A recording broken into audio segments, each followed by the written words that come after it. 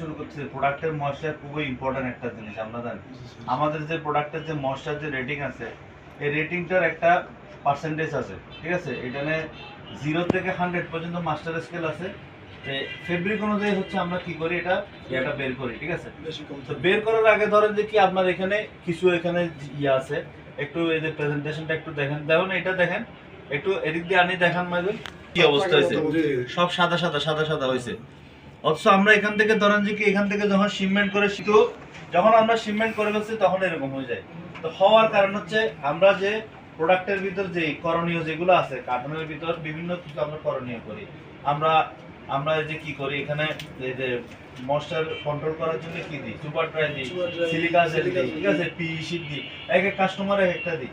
আবার কি করি, বুটস গুলো আবার মনে করেন যে বুটসের ময়েশ্চার খায়, এগুলো আবার ডিহিউমিডিফায়ার রুমে দিই। আবার কি করি, এই যে কার্টন লড়ে দেওয়ার সময় আমরা কি করি, অ্যাশটেকের যে ইয়ার উপর রাখি, হ্যাঁ, র্যাকের উপর রাখি। তো এই সব কিছু মেনটেন করি। এখন এখানে কথা হচ্ছে যে কি, যে মোল্ডের জেনারেল মানে প্রপার ইনস্ট্রাকশন হচ্ছে আমরা যে জায়গায় কাজ করব সেই জায়গাতে শুষ্ক এবং পরিষ্কার থাকতে হবে, সেখানে কোনো ছত্রাকের কি থাকতে হবে না, কোনো চিহ্ন থাকতে হবে না। এবং দেখে একটা প্রশ্ন করে আপনাদেরকে, দেখি বলুন তো, আমরা যে ওয়াল থেকে যে দেওয়াল থেকে যে আমরা গ্যাপের কথা বলি কার্টন রাখার জন্য, এই গ্যাপটা কতটুকু হইতে হবে বলেন তো? সেটা হয়তো 2 ফিটের মতো আমরা রাখি। এটা 2 ফিট, হ্যাঁ 2 ফিট। এটা হইতে হবে 2 ফিট, হলে এটা হইতে হবে আসলে 1.5 মিটার। এটা হইতে হবে কত? 2 ফিটের মতো আমরা রাখি, ঠিক আছে, 1.5 ফিট না 1.5 মিটার স্যার। এটাও 1.5 মিটার, নিয়ম হচ্ছে 1.5 মিটার। 1.5 মিটারের ঠিক আছে, অনেক এরিয়া। হুম। এটা তো আমরা 2 ফিট আবার মিনিমাম তো 2 ফিটের নিচে হতে না। তারপরে দেখেন, এই দেখেন এই যে অবস্থা দেখেন, দেওয়ালের অবস্থা দেখেন।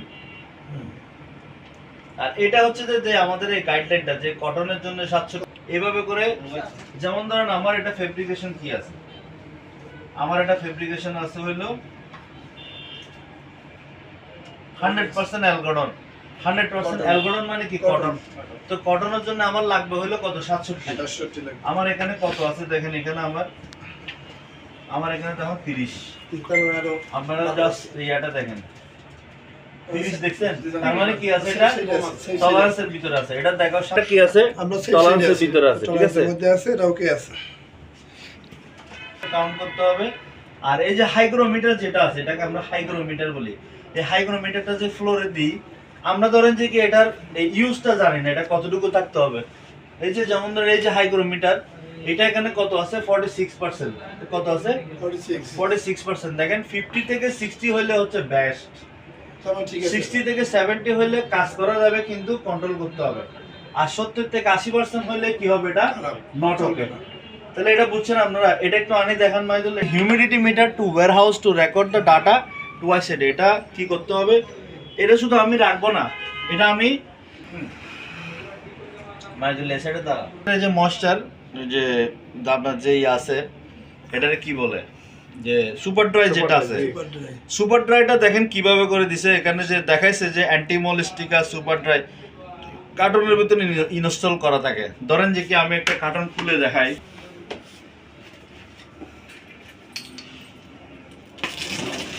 এই ইনটেক কার্টনের ভিতর দেখেন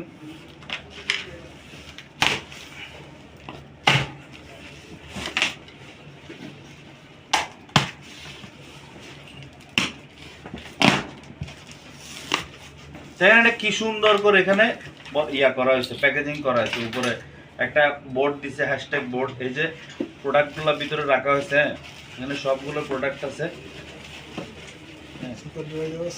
হ্যাঁ, এখানে ভিতরে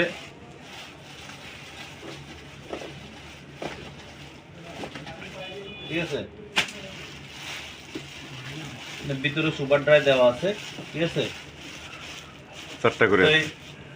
এরপরে হচ্ছে যে এখানে দেখেন, এরপরে আর এটা হচ্ছে যে আপনার এই যে সিজন অনুযায়ী, যে আপনার এই যে এই সিজন অনুযায়ী হচ্ছে যে আপনার এই যে কোন কান্ট্রিতে ওয়েট সিজন কোনটা, ঠিক আছে।